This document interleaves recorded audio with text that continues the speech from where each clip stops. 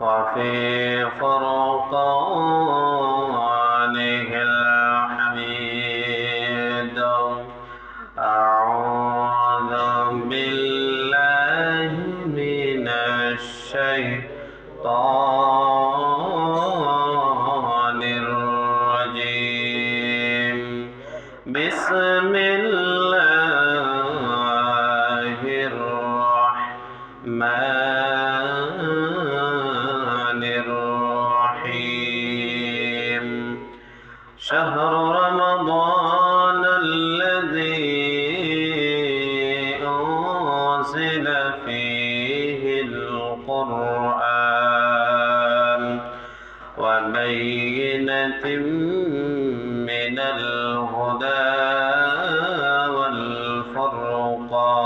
والفرقان فمن شهد منكم الشهر فليصم وقال رسول الله صلى الله عليه وسلم من صام رمضانا إيمانا واحتسابا غفر له ما تقدم من ذنبه أو كما قال عليه الصلاة والسلام إن الله وملائكته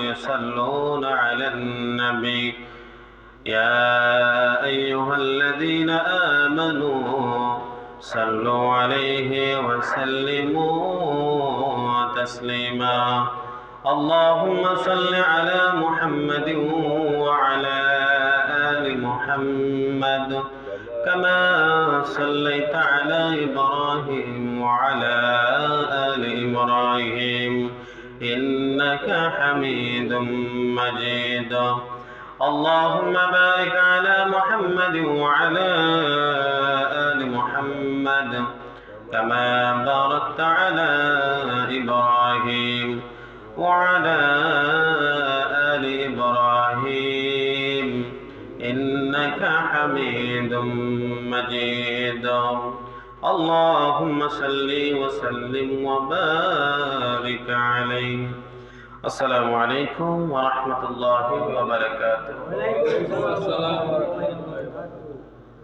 আল্লাহ রাব্বুল আলামিনের দরবারে অসংখ্য অগণিত শুকর ও সুজুদ যে আল্লাহ পাক অত্যন্ত দয়া করে মায়া করে মহব্বত করে ভালোবাসেন পৃথিবীর সর্বশ্রেষ্ঠ জায়গায় আসার এবং বসার তৌফিক দিয়েছেন তাই আমরা অন্তরস্থল থেকে মহব্বতে জোরে সোরে বলে আলহামদুলিল্লাহ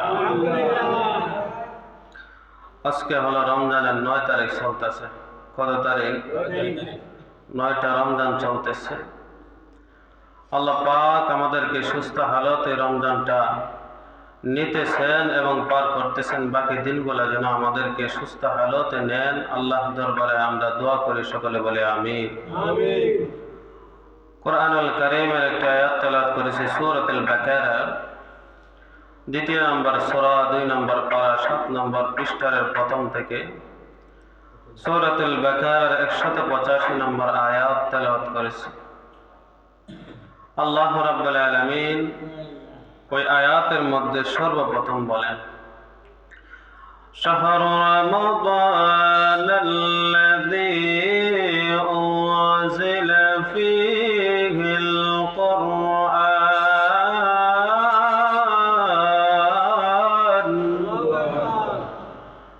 আল্লাহ রাব্বুল আলামিন বললেন এটা এমন একটি মাস যে মাসের ভিতরে আল্লাহ রাব্বুল আলামিন কোরআনুল কারীম নাযিল করলেন তারপর আমার আল্লাহ জানায় দিলেন হুদাল লিন্নাস গোটা মানব জাতির জন্য আমি এই কোরআনের ভিতরে হেদায়েত রেখেছি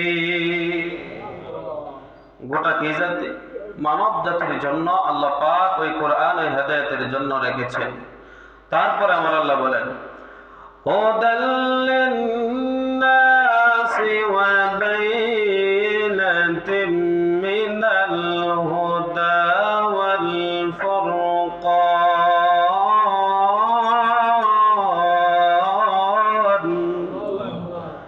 আল্লাহ রাব্বুল আলামিন জানায় দিলেন, এটা এমন একটি কোরআন হেদায়েতের জন্য বানিয়েছি, হেদায়েতের জন্য আমি প্রেরণ করেছি। আর এই কোরআন আমি নাজিল করেছি সত্য এবং মিথ্যাকে অধ্যয়ন করার জন্য, পার্থক্য যেন মানুষ সহজে বুঝতে পারে। কিসের জন্য? সহজে যেন মানুষ বুঝতে পারে সত্য এবং মিথ্যা পার্থক্য করার জন্য আল্লাহ বলেন আমি কোরআন নাজিল করেছি। তারপরে আমার আল্লাহ এরপরের অংশ জানাই দিলেন, ফামান শাহিদা মিনকুমুশ শাহরা ফালইয়াসুম। আল্লাহ রাব্বুল আলামিন বললেন, এই রমজান মাস তোমাদের মধ্যে যদি ওই মাস উপস্থিত হয়, এই মাস যদি আগমন করে, তোমরা পূর্ণ মাস রোজা রাখবা। পূর্ণ মাস কি রাখার জন্য? এই পুরা মাস রোজা রাখার জন্য কার পক্ষ থেকে? আমরা অনেকে আছি 10টা রাখলে আর 10টার মধ্যে দিয়ে মিস দে। 10টা কি করে? মিস দে, মানে 10টা বাইঙ্গেলা 10টা রোজা রাখে না, আবার লাস্টে দিয়ে কয়েকটা রাখে যাতে 2 সাইড ঠিক থাকে আর মধ্যে একটু গ্যাপ দেয়। 2 সাইড ঠিক থাকলে যথেষ্ট। আছে না এরকম? আবার কিছু মানুষ আছে প্রথমে কয়েকদিন জোশের মাইরে নামাজ পড়ে, কয়েকদিন জোশে নামাজ পড়ে, যেমন তারাবির নামাজ করেন, 5 ওয়াক্ত নামাজ পড়েন, কয়েকদিন পড়া আবার দেখেন কয়েকদিন বন্ধ দেওয়া লাগে, আবার 27 থেকে শুরু করুন। আছে না নাই? তাহলে এই নামাজ আল্লাহর দরবারে কবুল হইব না? সবাই বলে কবুল হইব? কবুল হবে না। নামাজ পড়তেই পারে রেগুলার 5 ওয়াক্ত। কয় ওয়াক্ত? 5 ওয়াক্ত নামাজ। তারাবির নামাজ 30টা তারাবি পড়তে হবে। কয়টা? আর আমরা যদি মধ্যে চাইরে আবার প্রথম থেকে শেষ থেকে ধরিয়ে আল্লাহ কয়টা বাটফারি করতে হয়েছে। কি করতে হয়েছে? আল্লাহ কি বাটফার চিনে না? না, বাটফারি যদি আমার সাথে করেন, ধোঁকাবাজি করেন, বাচ্চা যাইতে পারবেন, কিন্তু আল্লাহর সাথে ধোঁকাবাজি বাটফারি চলবে না। চলবে? আল্লাহ তো সব জানেন। আল্লাহ কি সব জানেন। তাহলে একটা রোজা যদি আমরা ভাঙ্গি ইচ্ছাকৃত ভাবে, কয়টা রোজা? একজন সাহাবী আল্লাহর দরবারে আয়েশা বললেন, ইয়া রাসূলুল্লাহ, ইয়া হাবিবাল্লাহ, নবী গো, আমি দিনের বেলা স্ত্রীর সাথে আমি ভ্রমণ করেছি। আল্লাহর নবী বললেন, তোমার রোজা ভেঙে গেছে, তুমি এখন 60টা রোজা রাখতে হবে একাধারে। কয়টা? 60টা রোজা তুমি একাধারে রোজা রাখতে হবে। একটা রোজার কাফারা কয়টা? 60টা একাধারে। একাধারে যদি না রাখেন, একটা যদি আবার ভাঙ্গেন, তারপরে আবার একাধারে 60টা রাখতে হবে। এটা হলো একটা রোজার কাফারা। কয়টা? আল্লাহর নবী বললেন, একটা রোজার যদি তোমরা রমজান মাসে না রাখো, ভেঙে ফেলো এবং ইচ্ছাকৃতভাবে রোজাটা তোমরা যদি না রাখো, কিয়ামত পর্যন্ত যদি হায়াত দেওয়া হয়, ওই একটা রোজার ঘাটতি কোনোদিন পূরণ হবে না। রমজান মাসের রোজার কত গুরুত্ব! একটা রোজা কি সারা দুনিয়া, তামাম দুনিয়ার যদি আপনাকে হায়াত দেওয়া হয় কিয়ামত পর্যন্ত, আর যদি আপনি রোজা রাখতেই দেখেন, তারপরে এই রোজার ঘাটতি পূরণ হবে না, এই রোজার পূর্ণ কাফারা আদায় হবে না। আল্লাহর নবী সাহাবীকে বললেন, তুমি 60টা রোজা একাধারে রাখবা। সাহাবী বললেন, ইয়া রাসূলুল্লাহ, ইয়া হাবিবাল্লাহ, 60টা রোজা রাখার মতো আমার তৌফিক নাই। আল্লাহর নবী বললেন, তাহলে তুমি 60 জন এতিম মিসকিনদের তুমি খাবার খাওয়াইবা এক ওয়াক্ত। কয় ওয়াক্ত? এক ওয়াক্ত 60 জন এতিম মিসকিনকে তুমি খাবার খাওয়াইবা। তুমি যে খাবার খাও ওই খাবার দিয়ে তুমি 60 জন এতিম মিসকিনকে তুমি খাবার খাওয়াইবা। সাহাবী বললেন, ইয়া রাসূলুল্লাহ, ওই 60 জন মিসকিন এতিম মিসকিনকে খাওয়ানোর মতো তৌফিক আমার নাই। কি করতেছে? তৌফিক নাই। আল্লাহর নবী বললেন, এইটা যদি তুমি না পারো, তাহলে 60 জন মানুষকে তুমি জামা কাপড় কিনে দিতে হবে। সাহাবী বললেন, ইয়া রাসূলুল্লাহ, ইয়া হাবিবাল্লাহ, 60 জনকে জামা কাপড় কিনে দেওয়ার মতো তৌফিক আমার নাই। সাহাবীকে বলতেছেন, ও সাহাবী, যাও তাহলে তোমার ঘরের ভিতরে কি আছে তুমি নিয়ে আসো। নিয়ে আসলেন খেজুর কয়েকটা, এতটুক খেজুর নিয়ে আসলেন আল্লাহর নবীর দরবারে। আল্লাহর নবী বললেন, তুমি মক্কা মদিনার অলিতে গলিতে যত গরিব মিসকিন এতিম আছে সবার কাছে ওইটা নিয়ে বিলীন করে দিবা। আল্লাহর নবীর কথা শুনে সাহাবী ওই খেজুর গোলা নিয়ে বাকির হয়ে গেল। ওই খেজুর গোলা কোনো মানুষ দেখলেন যে ওই সাহাবীর থেকে গরিব নাই। সুবহানাল্লাহ। কি নাই? আল্লাহর নবীর দরবারে ওই খেজুর গোলা নিয়ে আসলেন। নিয়ে আসার পরে আল্লাহর নবী বললেন, ও সাহাবী, তুমি কি খেজুর গুলা মদিনার আশেপাশে তুমি কি কোনো গরিব মিসকিন এতিমকে পাও নাই? আল্লাহর নবীকে বলতেছেন, ইয়া রাসূলুল্লাহ, ইয়া হাবিবাল্লাহ, আমার চেয়ে গরিব আর মদিনার মধ্যে নাই, তার জন্য আমি আবার ফিরত নিয়ে আসছি। সুবহানাল্লাহ। আল্লাহর নবী বললেন, তোমার যেহেতু গরিব নাই, অসহায় নাই, এতিম নাই, মিসকিন নাই, তাহলে এইগুলা তুমি গ্রহণ করে নাও। সুবহানাল্লাহ। আমার নবীর কেমন ইনসাফ, কেমন বিচার ছিল! ওইগুলা বিচার করে দেওয়ার পরে তাহলে বোঝা গেল আমাদের মধ্যে রোজা রাখার দরকার আছে না নাই? ফরজ করে দিয়েছেন, ওই রোজাগুলা রাখতেই হবে। যদি অসুস্থতার কারণে বেশি অসুস্থতা হন, তাহলে পরবর্তীতে রোজাগুলা আদায় করে নিতে হবে। কি করে নিতে হবে? আদায় করে নিতে হবে। যদি রোজা রাখতে আপনার সক্ষম না হন, যদি অসক্ষমতা থাকে, তাহলে রোজা না রাখলে রমজানের পরে রোজাগুলা কি করতে হবে? আদায় করে নিবেন। তারপরে রোজা রাখতেই হবে। এই রোজা কাফারা স্বরূপ আদায় করতে হবে। তাহলে আসুন, আল্লাহর নবী বললেন, রমজান মাসে 4টা আমল বেশি বেশি করার কথা। কয়টা? সবথেকে মনোযোগ দিয়ে শুনবেন। 2টা হলো আল্লাহর জন্য, 2টা হলো নিজের জন্য। কয়টা বলছি? 4টা আমলের ভিতরে 2টা আল্লাহকে খুশি করার জন্য, আর 2টা হলো নিজের জন্য। কিন্তু 4টা আমলেই কিন্তু আল্লাহকে রাজি খুশি করার জন্য করতে হবে। কয়টা? 1 নম্বর আমল হলো, আল্লাহর নবী বললেন, লা ইলাহা ইল্লাল্লাহ। রমজান মাসে তোমরা ওই আমলটা বেশি বেশি করবা, লা ইলাহা ইল্লাল্লাহ। কারণ হলো, প্রত্যেকটা আমলের ভিতরে আছে মানুষদের দেখানোর মতো আমল আছে, কিন্তু লা ইলাহা ইল্লাল্লাহ, ওই লা ইলাহা ইল্লাল্লাহ বলার মধ্যে টুট একবারও লাগে না। বলে দেন, লা ইলাহা ইল্লাল্লাহ টুট লাগছে? আপনি যেন লা ইলাহা ইল্লাল্লাহ বলছেন, আপনার পাশের মানুষও বলতে পারবে না, কারণ ঠোঁট লাগে না। এইটা আপনি আল্লাহকে খুশি করার জন্য করবেন, লা ইলাহা ইল্লাল্লাহ। কোন আপনার পাশের মানুষও বলতে পারবে না আপনি যে আল্লাহর জিকির করতেছে, ঠিক না? 2 নাম্বার হলো, আল্লাহর নবী বললেন, 2 নাম্বার আল্লাহকে খুশি করার জন্য বেশি বেশি ইস্তেগফার করতে হবে। আস্তাগফিরুল্লাহ, আস্তাগফিরুল্লাহ, আস্তাগফিরুল্লাহ। বলুন তো, ক্ষমা করে দিবেন কে? আস্তাগফিরুল্লাহ যদি বলেন, তাহলে ক্ষমা করে দেওয়ার মালিক কে? এই 2টা আমল আল্লাহকে রাজি খুশি করার জন্য, আর 2টা আমল নিজের জন্য। আল্লাহুম্মা ইন্নী আসআলুকাল জান্নাতা, আল্লাহ আমাকে জান্নাত দাও, আল্লাহ আমাকে জান্নাত দিও, আল্লাহ আমাকে জান্নাত দিও। জান্নাত পাওয়ার জন্য দোয়া করতে হবে। জান্নাত পাওয়ার জন্য কি করতে হবে? রমজান মাসে বেশি বেশি দোয়া করতে হবে। আল্লাহুম্মা ইন্নী আসআলুকাল জান্নাহ ওয়া আউযু বিকা মিনান নার। আল্লাহ আমাকে জাহান্নাম থেকে বাঁচাও, আমাকে জাহান্নাম থেকে রক্ষা করো, জাহান্নাম থেকে দূরে রাখো। এই 2টা দোয়া হলো নিজের জন্য, জান্নাত পাওয়ার জন্য, জাহান্নাম থেকে বাঁচার জন্য। কিসের জন্য? কয়টা? 2টা। আল্লাহর নবী বললেন, আবু হুরায়রা রাদিয়াল্লাহু তাআলা আনহু قال قال رسول الله صلى الله عليه وسلم إذا دخل رمضان فتحت أبواب الجنة وغلقت أبواب جهنم وسلسلت الشياطين।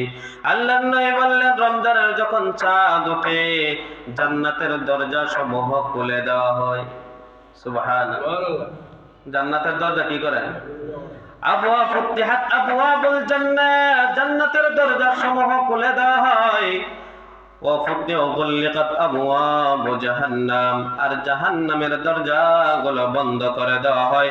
وسلسلت الشياطين, আর শয়তানগুলোকে শিকল দিয়ে বন্দী করে দেওয়া হয়। কয়টা? কতখানা? কয়টা? 3টা। 1 নাম্বার কি? জান্নাতের দরজা খুলে দেওয়া হয়। রমজান শুরু হওয়ার আগে চাঁদ দেখার সাথে সাথে জান্নাতের দরজা সমূহ 8টা দরজা খুলে দেওয়া হয়, এমনকি জাহান্নামের 7টা দরজা বন্ধ করে দেওয়া হয়। আর পৃথিবীতে যত শয়তান আছে, ইবলিস আছে, সবগুলা কি করা হয়? শিকলে বন্দী করা হয়। কিসের মধ্যে? তারপরে হুজুর, যদি শয়তান বন্দী করে, তাইলে আমরা মারামারি করে গেলি আছে না নাই? মারামারি ভিডাভিডি নাই, গালাগালি নাই, আছে বলে এদিক করে গেলে গিয়া 11 মাস দিন শয়তানে কাজ করছে। কয় মাস? 11 মাস করছে নি কাজ। আমাদের ভিতরে থেকে দেন কাজ করছে, আমাদেরকে দিয়া ঝগড়া লাগাইছে, মারামারি লাগাইছে, গালি দেওয়াইছে, গিবত করাইছে, তারপরে মিথ্যা কথা বলাইছে। ওই 11 মাস থাকার কারণে ওইটা আমাদের অভ্যাসগত হয়ে গেছে। বিগত অভ্যাসগত হয়ে গেছে। ওই অভ্যাসগত হওয়ার কারণে 11 মাসের টেলাটা কিন্তু 1 মাসের নই চলে যায়। বুঝছেন নি কথা? 1 মাস কি হয়ে যায়? এমনি চলে যায়। দেখেন মারামারি লাগে বলে শয়তান দি বন্দিতা হয়, তারা মারামারি করে গেলে গিয়া শয়তানে দেন 11 মাস কাজ করছে, সাবি মাইরা হয়ে গেছে, 1 মাস এমনি চলবো। বুঝেন না কথা? গীবত যারা করে বোঝা গেল শয়তান তাদেরকে বেশি ধরছে। মিথ্যা কথা যারা বলে 11 মাস বেশি তারা কাজ করছে, তার কারণে 1 মাস সে মিথ্যা কথা ছাড়তে পারে নাই, গীবত ছাড়তে পারে নাই, মারামারি ছাড়তে পারে নাই, গালিও ছাড়তে পারে নাই। তাহলে বোঝা গেল তার শয়তান ওই কাজ করার কারণে 1 মাস তার কাছে এমন ভাবে সাবিটিয়া গেছে, 1 মাস তার এমন ভাবে চালাইতেছে। শয়তান বলে যায় যে আমরা 11 মাস যে কাজ করছি আর 1 মাস তোমরা আমরা যদি জায়গা, তারপরে তোমাদেরকে দায়িত্বটা দেওয়া যাইতেছি, তোমরা দায়িত্বটা পালন করো। কিছু কিছু মানুষ শয়তানটা বইলা যায়। কারে? শয়তান কিন্তু 2 প্রকার। কয় প্রকার? মিনাল জিন্নাতি ওয়ান নাস। একটা হলো জিন্নাত শয়তান আর একটা হলো মানুষ শয়তান। এই মানুষ শয়তানটা দায়িত্ব দেওয়া যায়, তোকে আমাদের মান ইজ্জত যদি রাখতে চাস তাহলে আমাদের কাজগুলা করিস। শয়তানের কাজগুলা করার লাগে বইলা যায়। 2টা কাজ করলে, কয়টা কাজ? 2টা কাজ করলে আপনার রোজা ছিদ্র হয়ে যায়। কয়টা কাজ? ছিদ্র বুঝেননি? মানে রোজা আপনার ফাহেসা হয়ে যায়, রোজা বরবাদ হয়ে যায় 2টা কাজ করলে। আল্লাহর নবী এক নম্বর হলো গীবত, 2 নম্বর হলো মিথ্যা কথা। গীবত আছে নি? মিথ্যা কথা আছে নি? এই 2টা কাজ থেকে যারা বাঁচতে পারবে তাদের রোজা 100% হবে, আর 2টা কাজ থেকে যারা বাঁচতে পারবে না তাদের রোজা সঠিক হবে না। আল্লাহর নবী বললেন তোমরা কয়েকটা গুনাহের কাজ রমজান মাসে ছেড়ে দিবা। এমনি তো ছেড়ে দিবা, স্পেশাল ভাবে তোমরা রমজান মাসে ওই কাজগুলা ছেড়ে দিবা, বর্জন করবা এই কাজগুলো। 1 নম্বর হলো চোখের জিনা। কিসের জিনা? চোখ দিয়া কোনো খারাপ দৃশ্য দেখা যাবে না, অশ্লীল দৃশ্য দেখা যাবে না, বেগানা নারীর দিকে তাকানো যাবে না, গান বাজনা দেখা যাবে না, ম্যাগাজিন দেখা যাবে না, টেলিভিশন দেখা যাবে না, মোবাইলে তাকায়া থাকা যাবে না। ওই 1 মাস যদি তোমরা ওই চোখকে হেফাজত করতে পারো, 11 মাসও হেফাজত করে নিবেন আল্লাহ। কয় মাস হেফাজত করতে হবে? 1 মাস। 2 নম্বর হলো তোমরা কানের জিনাত থেকে হেফাজতে থাকবা, কানের গুনাহ থেকে হেফাজতে থাকবা। বলে কানের গুনাহ থেকে হেফাজত কিভাবে থাকবো? বলে কান দিয়া অশ্লীল বাক্য শোনা যাবে না, গান বাজনা শোনা যাবে না, গালাগালি শোনা যাবে না, কোরআন তেলাওয়াত শোনো। ওই অভ্যাসগত হলে 11 মাসও তুমি ভালো কাজ করবা। আর রমজান মাসে কিসের গুনাহ করা যাবে না? কান দিয়া। কান দিয়া গালিগালা শোনা যাবে না, গান শোনা যাবে না, কোন ধরনের অশ্লীল বাক্য ওই কান দিয়া শ্রবণ করা যাবে না। কয়টা হইছে? 2টা। 3 নম্বর হলো আল্লাহর নবী বললেন 3 নম্বর হলো জবান দিয়ে যত ধরনের গুনাহ আছে তোমরা জবানকে হেফাজত করবা। আল্লাহ রাব্বুল আলামিন নবীকে জানাই দিলেন, নবী তাদেরকে বলুন রমজান মাসে যেন তাদের জবানকে হেফাজত করে, আর ওই জবান দিয়ে যেন তারা ভালো ভালো আমল করে। জবান যদি 1 মাস হেফাজত করতে পারে তাহলে তারা 11 মাসও হেফাজত করতে পারবে।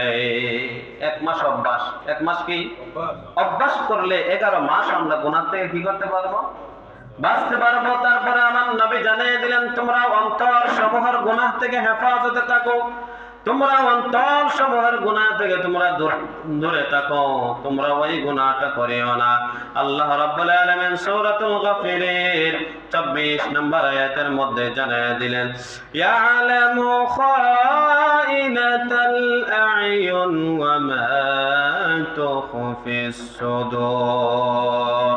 তোমরা চোখের কি খেয়ানত করো, অন্তর সমূহ কি লুকিয়ে রাখো, কি গোপন রাখো। আল্লাহ বলেন আমি সব কিছু জানি। সুবহানাল্লাহ। চোখ দিয়া কি করি আর চোখ দিয়া আমরা কি খেয়ানত করি এবং অন্তর দিয়া আমরা কি গোপন রেখেছি এবং আমরা মানুষের কাছে প্রকাশ করি না, আল্লাহ বলে এইটাও আমি আল্লাহ জানি। সুবহানাল্লাহ। তাইলে আর কোনো বাঁচার রাস্তা আছে? আল্লাহর নবী বললেন, তোমরা অন্তর সমূহের গুনাহ থেকে হেফাজতে থাকো, অন্তর সমূহের গুনাহ থেকে তোমরা বেঁচে থাকো। রমজান মাসে 4 নম্বর 5 নম্বর হলো তোমরা পায়ের গুনাহ থেকে হেফাজতে থাকো। কিসের গুনাহ থেকে? 5 নম্বর হলো পাওয়ার গুনাহ থেকে। বলে পাওয়ার গুনাহ থেকে বলে বিভিন্ন ধরনের গান বাজনা, বিভিন্ন ধরনের আড্ডা, গুনাহের আড্ডা থেকে ওই পা দিয়ে হেঁটে হেঁটে যাওয়া যাবে না, ঠিক কি না? হ্যাঁ, দেখবেন বেশিরভাগ রমজান মাস আছে, তারপরে যে খাওয়াইন না আছে, একদল আছে না নাই? খাওয়াইন না করলে তো বুঝে নেই, ট্যাবলেট খাওয়াইন না, বিড়ি খাওয়াইন না, সিগারেট খাওয়াইন না, মদ খাওয়াইন না, গাঁজা খাওয়াইন না, ট্যাবলেট খাওয়াইন না, আছে না নাই? এটি দেখেন রমজান মাস এটি করেনি, করেনি। তাইলে এই গুনাহ থেকে বাঁচার জন্য নবী বললেন, পা দিয়ে হাইটে থেকে ট্যাবলেট কিনা খাওয়ান দিত না। বুঝেননি কথা? পাও দিয়ে হাইটে থেকে বিড়ি সিগারেট বিড়ি সিগারেট খাওয়া যাইতো না। তাইলে পায়ের গুনাহ থেকে কি করতে হবে? বাঁচতে হবে। তারপরে নবী জানাইয়া দিলেন, 6 নম্বর তোমাদের অঙ্গ প্রত্যঙ্গ সারা শরীর 3.5 হাত বডি দিয়া তোমরা গুনাহ করতে পারবে না। ওই 3.5 হাত বডি যদি তোমরা 1 মাস নিমন্ত্রণ করতে পারো, তোমরা যদি হেফাজত করতে পারো, 11 মাসও তোমরা হেফাজত করতে পারবা। কয়টা? 6টা গুনাহ থেকে আমরা হেফাজত থাকতে হবে। কয়টা? 6টা। তারপরে আমরা ইফতারের সময় যে আমরা ইফতার করব, আমরা হারাম ইফতারি খাওয়ার থেকে বিরত থাকবো। হারামটাকে বলছেন নি, বিভিন্ন ধরনের বাটপারি, সিটারি, সুদের টিহা, ঘুষের টিহা আইন না ইফতারি বানায়া 10 জাতের 15 জাতের বানাইছেন, কিন্তু একটা টাকাও হালাল নাই। একটা টাকা কি নাই? হালাল নাই। ইফতারি যদি 15 জাতের হয়, 20 রকমেরও যদি হয়, ইফতারি খাইলে সব হইব না? ই সব হইব? ইফতারি খাইলে কি হইব? গুনাহ হবে।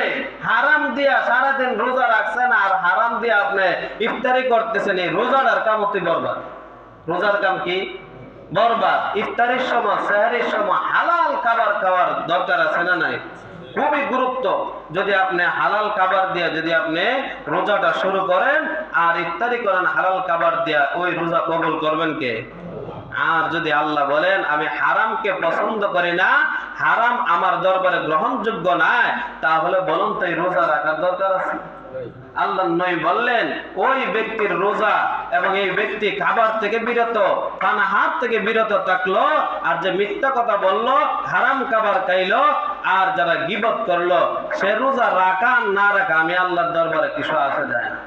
আল্লাহর দরবারে কি কিছু আসে যায় না। যারা মিথ্যা কথা বললো, গীবত করলো, আর মানুষে দিয়ে লাগাইলো। রমজান মাসে কিন্তু এই দিয়ে আছে না নাই? তাহলে এইগুলো থেকে কি করতে হবে? বাঁচতে হবে। আসুন আমরা ফিতরা এবার কত টাকা আছে ফিতরা বুঝছেন নি? রমজান মাসে ঘরের যত সদস্য আছে সবার পক্ষ থেকে ফিতরা আদায় করা ওয়াজিব। ফিতরা আদায় করা কি ওয়াজিব? আদায় করতে হবে। সর্বনিম্ন 110 টাকা। সর্বনিম্ন কত? 110। হাদিসের ভাষায় আছে গম অথবা আটা। গম অথবা আটা, এটা হচ্ছে অর্ধসা। অর্ধসা হইল 1 কেজি 650 গ্রাম।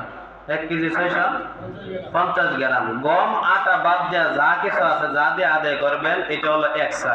আর গম হলো অর্ধসা। 65 টাকা করে যদি কেজি ধরি গম অথবা আটা, তাহলে 1 কেজি 600 গ্রাম, 650 গ্রাম, আপনার 110 টাকা মূল্য আসে। কত টাকা? 110 টাকা সর্বনিম্ন। আর সর্বোচ্চ কত বলে? 2805 টাকা। 2005 টাকা। যারা তৌফিক আছে এটা দিবেন। আর যারা একবারে বেশি কম তৌফিক মনে করেন, টাকা টানাটানি আছে, তাহলে 110 টাকা দিবেন। কত? যত বেশি দিবেন সওয়াব তত বেশি। আর যারা একবারে কম দিবেন, ওয়াজিব আদায় হবে, কিন্তু গুনাহ হবে না। আসুন আমরা যাকাতের বিষয়ে কিছু দরকার আছে। যাকাত এখন বর্তমানে যাকাত হবে যদি স্বর্ণ যদি 6.5 ভরি 7 ভরিও তো যদি শুধু স্বর্ণ থাকে, তাহলে আমাদের উপরে যাকাত আসবে না। শুধু স্বর্ণ কি থাকলে? সবাই কোন শুধু স্বর্ণ থাকলে যাকাত ওয়াজিব হবে না অথবা ফরজ হবে না, শুধু স্বর্ণ থাকলে। আর যদি কিছু স্বর্ণ আছে, কিছু রূপা আছে, কিছু টাকা আছে, কিছু ব্যবসায়িক পণ্য আছে, তাহলে আমরা ওই পণ্যগুলা হিসাব করে যদি আমাদের 2,30,000 টাকা হয়, কত টাকা? এবারে নেশাব কিন্তু আপনার রূপার দর 4000-এর উপরে। রূপা কিন্তু দুই ধরনের। কয় ধরনের? একটা হলো 18 ক্যারেট আর একটা হলো 22 ক্যারেট। আর একটা কয় ক্যারেট? 22 ক্যারেট। একটা হলো 18 আর একটা হলো 22। ওই দুই ধরনের রূপা ছাড়া আর কোনো রূপা নাই পৃথিবীতে।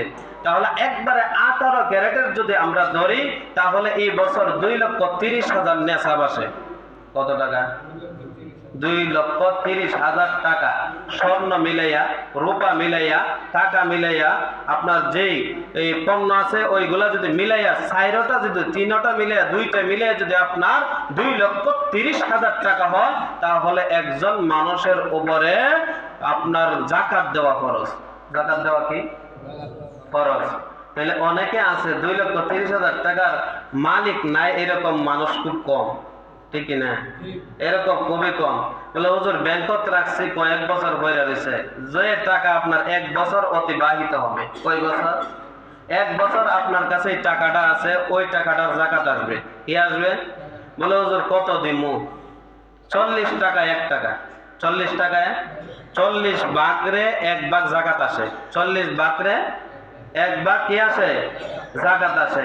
1 লক্ষ টাকা জাকাত কত টাকা আছে? কত? 2,500 টাকা। তাহলে ওই 2,500 টাকা যদি আপনি দিয়া দেন তাহলে 1 লক্ষ থেকে হিসাব করবেন, যদি 1 কোটিও হয় 1 কোটি টাকা, লক্ষ টাকা হিসাব করে ওইখান থেকে 1 কোটি টাকার জাকাত আদায় করতেই হবে। বুঝলেন কথা? 1 লক্ষ টাকা কি করতে হবে? অনেকে আছে জাকাতের টাকা দিয়া শাড়ি দেয়। শাড়ি বুঝেননি? কারণ শাড়িও দেয়, আবার শাড়ির মধ্যে দেখা যায় এটা মশারির থেকে আরো খারাপ। আছে না নাই? হ্যাঁ, শাড়ি দেওয়া এটা হাদিসের মধ্যে পাওয়া যায় না। ডাইরেক্ট টাকা দিয়ে দিবেন। ডাইরেক্ট কি দিবেন? টাকা দিয়ে দিবেন। টাকা দিয়ে সে হাজত পুরা করতে পারবে, যে কোনো হাজত পুরা করতে পারবে, কিন্তু শাড়ি কাপড় দিয়া যে কোনো হাজত পুরা করতে পারত না। যদি আপনি 350 টাকা দিয়ে শাড়ি কাপড় দেন, নিয়ে বেতন লাগবে 150 টাকা, ঠিক না? কত বিক্রি করতে হইব? 150। তার কারণে আপনি 350 টাকাও যদি হয়ে থাকে শাড়ির দাম, 350 টাকা তার হাতের মধ্যে দিয়ে দিবেন। কি করবেন? আর অনেকে আছে তার বাড়ির মধ্যে আইয়া জাকাতের টিয়া নেওয়ান লাগে। রাসূল বলছেন তুমি মানুষের বাড়ি হাইটা হাইটা জাকাতের টিয়া দাও। বুঝেন না কথা? রাসূল বলছেন এই ব্যক্তি, ওই ব্যক্তি আপনার বাড়িতে যাবে, ওই ব্যক্তি আপনার কাছে পাওনা না, আপনি পৌঁছাইয়া দিবেন, এটা হলো তোমার দায়িত্ব। এটা কার দায়িত্ব? আর আমরা বাড়ির মধ্যে সে আল্লাহ বয়াতে হি দেখবেন লাইন ধরে আছে না নাই? সে আল্লাহ কারো কাছে বইতে নাম নাই। আপনি বাড়ি বাড়ি হাঁটবেন, হাঁটতে গিয়ে মানুষের বাড়ি বাড়ি ঘরে ঘরে গিয়ে এমন ভাবে দিবেন যাতে মানুষে না জানে। আর আপনি এমন সে আল্লাহ বইছেন সারা এলাকা লাড়া দিয়া লাইছে। আছে না নাই? এই জাকাত রাসূল কখনো এটা সাপোর্ট করে না। রাসূল এটা কখনো বলে নাই যে এরকম ভাবে তোমরা জাকাত দাও। এরকম ভাবে জাকাত দেওয়া এটা রাসূলের ঘৃণিত কাজ। কি করতে হইব? জাকাত মানুষের বাড়ি বাড়ি, তারা হলো জাকাত পাওয়ার অধিকার, হকদার, এবং জাকাত তারা দিবেন। বলে যারা আপনার বাবার বাবার বাবা, বাবার বাবা, পরদাদা, বড় বাবা, এমনি ভাবে যারা আসছে তাদেরকে জাকাত দেওয়া যাবে না। তাদেরকে কি দেওয়া যাবে না? নানি, নানির বংশধর যারা আছে, নানি আছে, নানা আছে, তাদেরকেও কি দেওয়া যাবে না? কি দেওয়া যাবে না? জাকাত দেওয়া যাবে না। কিন্তু আপন বোন, আপন ভাই, তাদেরকে জাকাত দেওয়া যাবে। তাদেরকে জাকাত দেওয়া কি যাবে।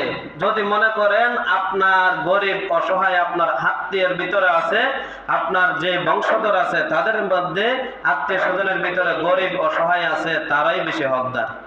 তারাই বেশি কি? তারা বেশি হকদার, এবং তাদেরকে দান করাই উত্তম। তাদেরকে কি করা উত্তম?